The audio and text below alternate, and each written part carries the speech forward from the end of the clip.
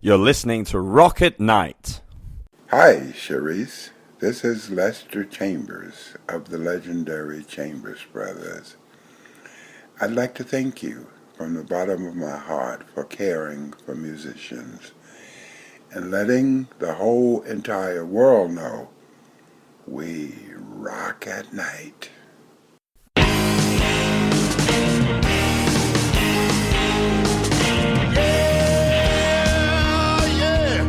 Are you ready?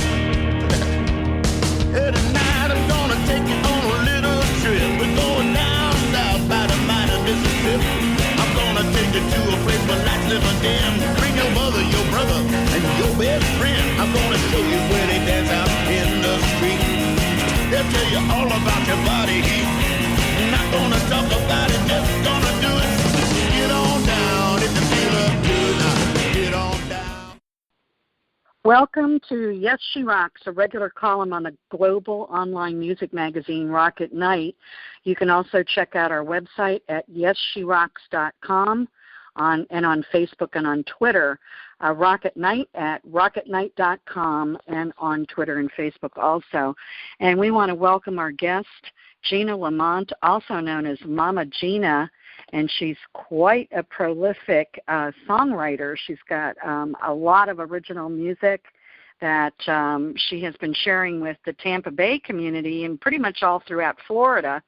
And you've been on the festival circuit for quite some time, so I want to thank you very much, Gina, for joining us today.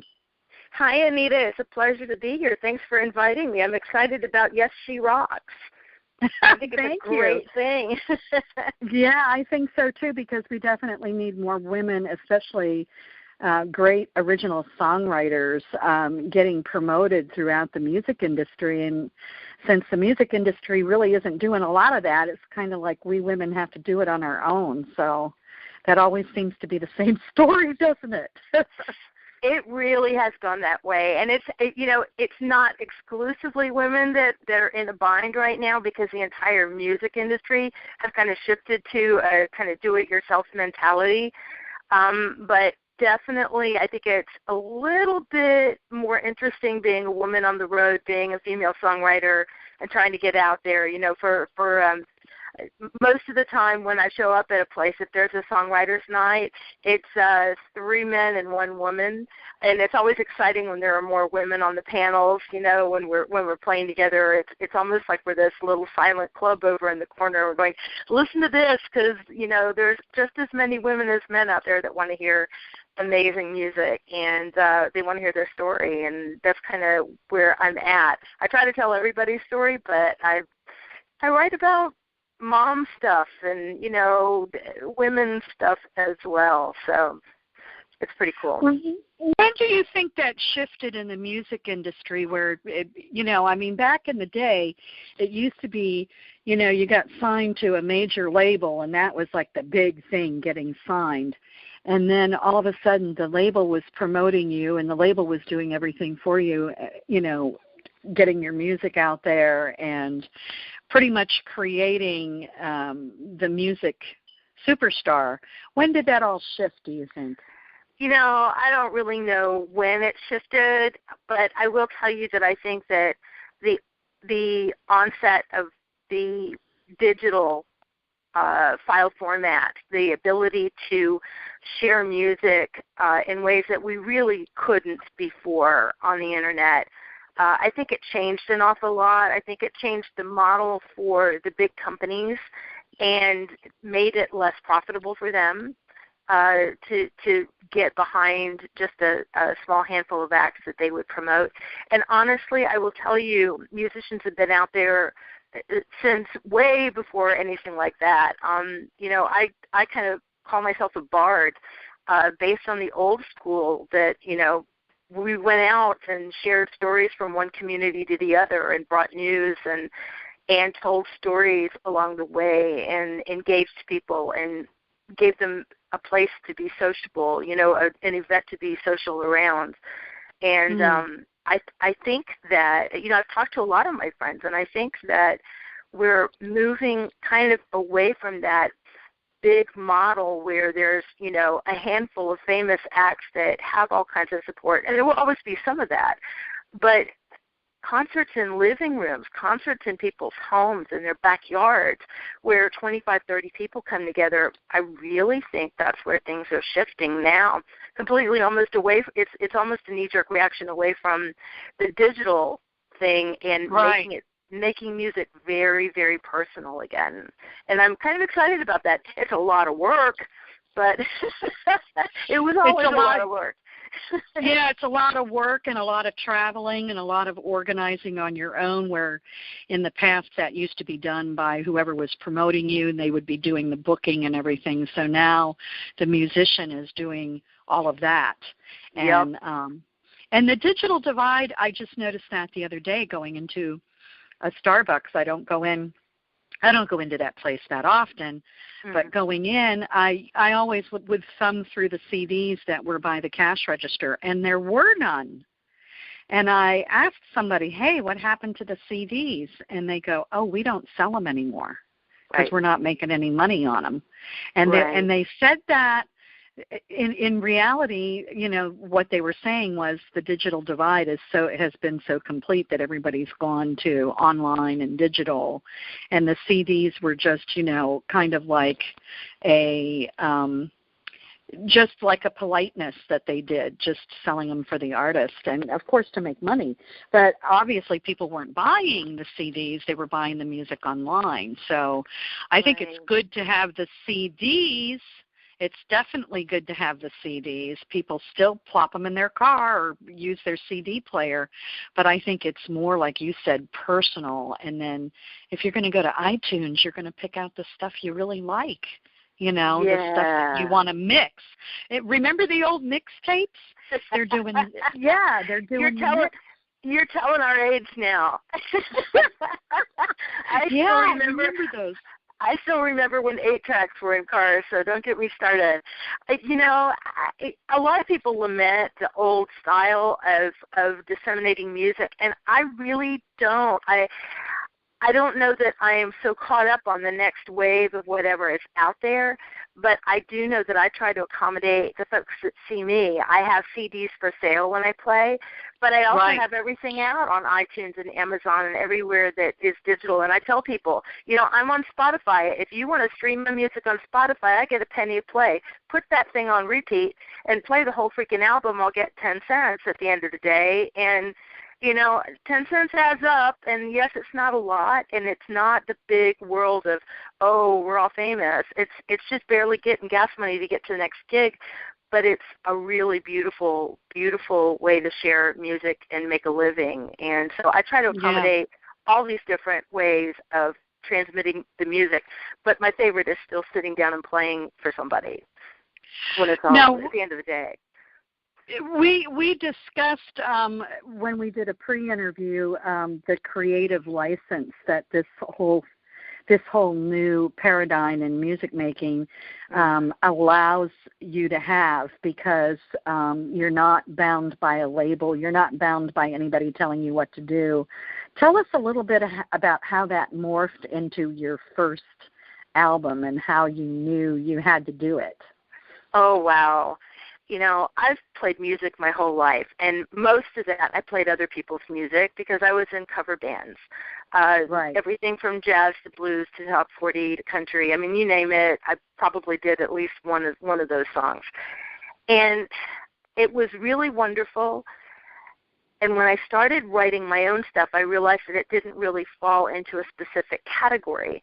And when I picked my head up after writing a handful of songs, after a couple of years, I realized that I didn't have to fit into a category anymore because the musical world was changing so much. And the ability to go into a studio, and it was affordable now for me to go into a studio and have a really good recording, good quality recording for not the kind of money that you used to spend, relatively speaking. I was no longer limited. I no longer had to limit the length of my songs. I didn't have to have the 2.5, 3-minute song. If I wanted to tell a story, which is what I love to do, and it took me 4.5 minutes, I was going to do it. I've got a couple of songs that run 7 minutes. And that's fine because that's what the song called for. Record label would probably never have allowed me to do that. But because I can sit down in front of somebody and play that 7-minute song and look them in the eyes and touch their heart, they're going to want that CD. They're going to say, oh, I want that CD that song is on because that really touched me. And this has allowed me to write about things that a label might not have wanted me to write about. And I'm no longer bound by any kind of type of music either, no specific genre. While I kind of put myself in the folk arena because I play a 12-string acoustic guitar and a djembe and a frame drum, I have the opportunity to play in a reggae style if I want to. You know, if a song calls for a reggae style, if a song calls for something in 3/4 time or 6/8 time, or in an odd time signature, I can do that if I want to. I still have to. I still have to, make sure that people want to hear this stuff at the end of the day. But I'm pretty excited that there are no limitations. I can, do a 3-chord song and then turn around and do something with jazz chords.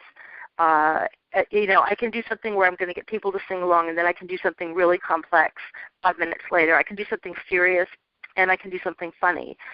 And I love the freedom that the new musical paradigm has afforded us. Yes, it's a lot of work, but the amount of freedom to be able to write now. That first CD was just me sitting down at festivals and writing songs about the things that happened or the things that inspired me. And it was just so wonderful to be able to do that. And talk a little bit about your spirituality that of course you reflect through the music that you write. Well, I'm definitely an out pagan. I have lots of different areas of study, primarily Kabbalistic bent. So I look for universal themes. I don't beat anybody over the head with the pagan stick when I play, but I do tend to write about archetypal energies, what some people might call gods and goddesses.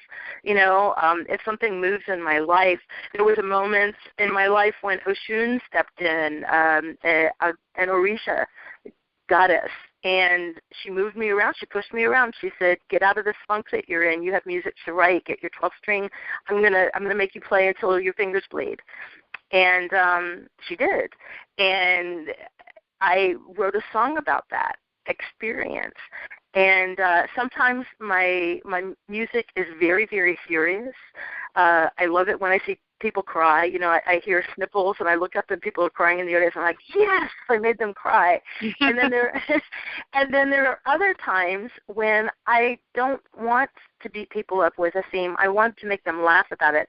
I have one of my global warming songs is called Mama Gaia's Going Through Menopause, and it's funny as heck. It's a blues song. It's absolutely hysterical, and it's inspired by my going through menopause and the global warming thing, and saying, this thing is heating up. This is what it feels like. It's uncomfortable. It's miserable. If you want to live, let's do what Mama says, And it was funny, and it's a fun song to do. So I love this freedom that I have to be able to express myself in different ways. And definitely my spirituality is a huge part of it. But I also look, like I said, I look for universal things. I look for things that are going to touch people on a whole lot of different levels. You don't have to be pagan to love the music that I play. Right. So that song was about basically Mama Gaia going through a hot flash, or right. we can call them power surges too, but one and the same thing. So a really long hot flash. Right, a really long hot flash. Yeah, and we're us menopausing women. We've already been through that, so we know what that's about. So it's amazing that music touches us all, to the heart through our emotions. I listened to The Undertaker's Daughter, which has an interesting backstory. I heard that this morning. Tell us a little bit about that trip to Virginia with your father, who had already passed. Yeah. Dad crossed over in 2000. alive. And I really am the undertaker's daughter. My dad was a funeral director. I grew up in the back of a funeral home. My earliest years, we lived in a funeral home. And that some people say that explains an awful lot about me. But I had gone up to a festival in Virginia where I was going to play. It was one of my earliest festivals about 3 years ago, where I started to do this professionally as a solo act. And I felt Dad on my shoulder the whole drive, 2.5 days driving up to Virginia from Florida. And my dad was never a man of many words. And I thought, what do you want to say? What do you want to say? And got to Virginia and sat down. And it's really, it's really interesting. That song, I always say songwriting is therapy. Right. In that song, I originally, there's in the chorus, there's a line that talks about we love our sons and daughters the best that we can, but we really shape our children with the things that we can't say.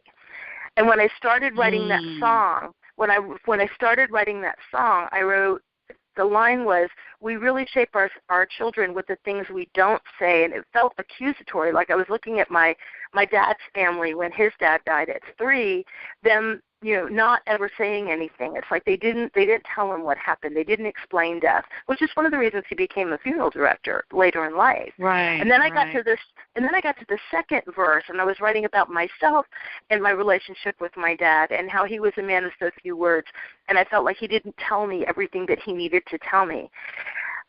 And then I got to the third verse, and it was me explaining to my 12-year-old son, this is all true, that me explaining to my 12-year-old son that my dad, his grandfather, has just crossed over. And I realized as I was writing that verse that it wasn't that we don't say these things, it's that sometimes we can't, we don't have the words. And it changed, the one word changed in the chorus, changed the entire tenor of the song. And in that moment of songwriting, the therapy, I realized I wasn't angry with my dad or his family anymore about not telling me everything that I needed to know to live my life. It was they were making it up too. Aww. They were trying to figure it out too. And I love that process of being able to work through something like that, to write these little kind of mini symphonies and sit down and go, oh, that's why that happened. So I always joke about it, that songwriting is therapy. But Dad gave me that time to sit down. He'd been just right on my shoulder for the whole drive. And as soon as I finished the song, about a few hours later, he was gone. Oh, it was like he stepped in just to give me that. He was there to give you that specific message, right? And the song flowed out, and that's a beautiful thing. It's that's how music touches us, and that lesson in the song will affect someone else at some point. Yeah. Oh yeah, so it'll. I just believe that none of that happens by coincidence, and in the realm of it helping you to understand the spiritual truths, it will help others do the same. So that's so true. And the other really strange thing, and I've learned to let go of what things mean to me when I'm in the midst of playing. My time for understanding what something is when I'm writing the song or when I have a moment with the song. But when I sit down in front of other people, I have to allow them to have their own experience. And that is so cool, too, because they may not hear the same thing that I do. They may not get the same lesson out of it that I did, even if I tell them the story behind the song. It may be there for a completely different reason in their lives. And I've really learned that as well. And it's kind of sweet to let your children fly free and see what other people do with them. Right. Now we're getting kind of close to the end of the time we've got, but I wanted to find out. I know it goes quick. I wanted to find out what musicians and what things inspire you in regards to writing music. Oh, way too long of a list, but I will tell you that I love really good storytellers and songwriters. I think Melissa Etheridge is probably one of my favorite. the way that she paints something, the way that she puts it together. But there are so many good songwriters. I couldn't even begin to list them all. I follow Mary Chapin Carpenter. Oh my gosh, I love the way she writes. I just love the way she's amazing. That a scene more than anything else. She can make you just be in a place. And those are the times I love storytellers. I read a lot of sci-fi and fantasy, and so I love a really, really good story. And because I have to write it in a very short amount of time, I really pay attention to really good songwriters when they pop up to really good songs. I kind of call that process, taking a story and putting it in a short song. Like, to me, a song, is, even if it's 5 minutes, 6 minutes long, it's short. It's a short method of getting a story out, and I call those capsules, or encapsulating a story. Yes. Because that's really what it is. You're shortening it and trying to use the words that will tell the story in the fewest words, and then along with the lyric and the music, then it's complete. Then it's, and music is how we decorate space. Have you seen that? I have. I love that saying. Yeah, artists how we how we decorate space. Music is how we decorate time. I think that's a poster or something. Yeah. And I just thought, yes, that's right. That's exactly right. So, this question I always ask everybody: what is in your CD player right now? There is a wonderful, the only CD player I have is in my truck, and I just got my CD from Ginger Doss. She's an amazing Zen Buddhist. Oh, I love her. I love her. Okay, Ginger Doss, and it's called Hippie Pocket, and it is just so much freaking fun. It's her new CD that she released this past year. I love what she does. I love the texture of her voice. I love the quality of her lyrics. She's not so much a storyteller as just she gets you right into the moment and into the groove, and I just love the messages in her music, but she's not messagey. Do you know what I mean? Mm-hmm. And like I said, her voice is like butter, man. And so that's playing in my CD player in my truck right now. I saw her play some years ago at the Unitarian Universalist Church in Tampa, Tux. Yep.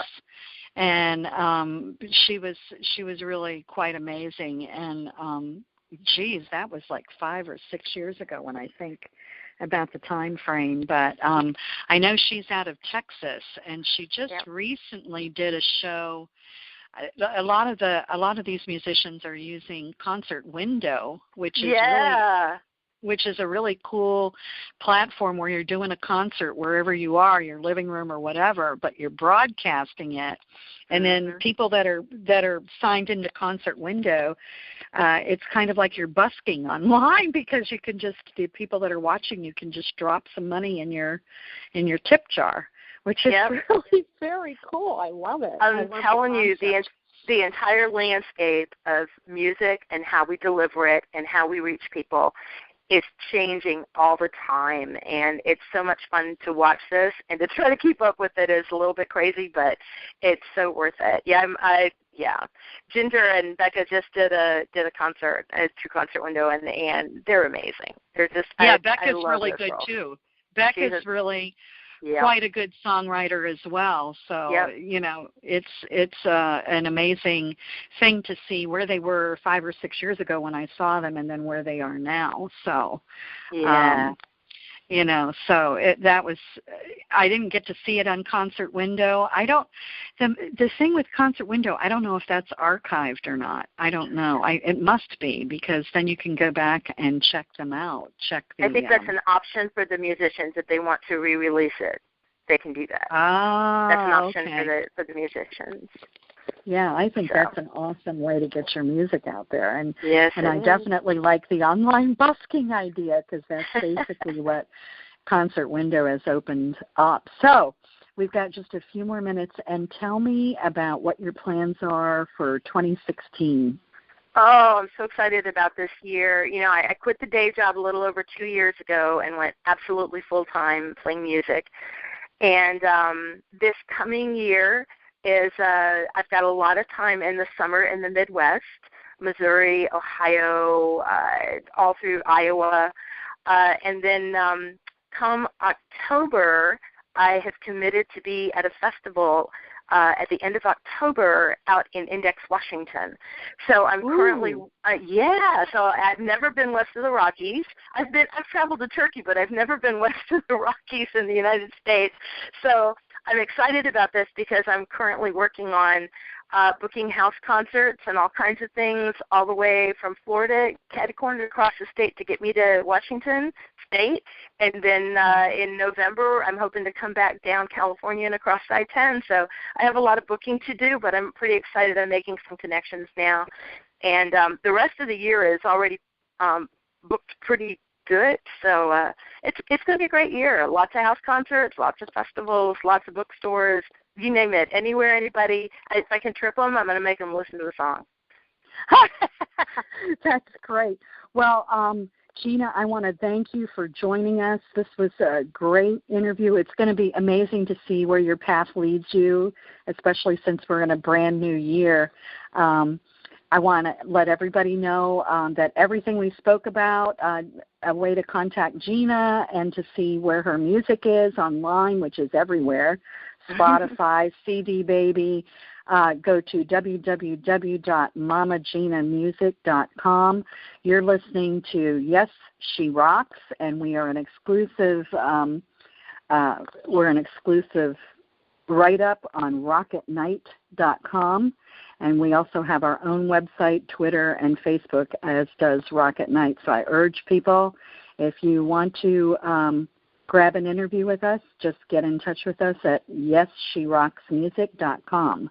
And we'll get you on iTunes with these podcasts. So that's a big thing now. People want to definitely be on iTunes, right, Gina? Yeah. Oh, yeah. That's the big thing. Thank you, Gina, and we wish you the best of luck. And I'm just waiting to see what this year brings. Oh, Anita, thank you so much for having me on, and you have a great 2016. Okay, thank you. Bye. Bye. You're listening to Rock at Night. Thanks for the intro melody. It's called Get On Down by Billy Bass Alford. Thanks.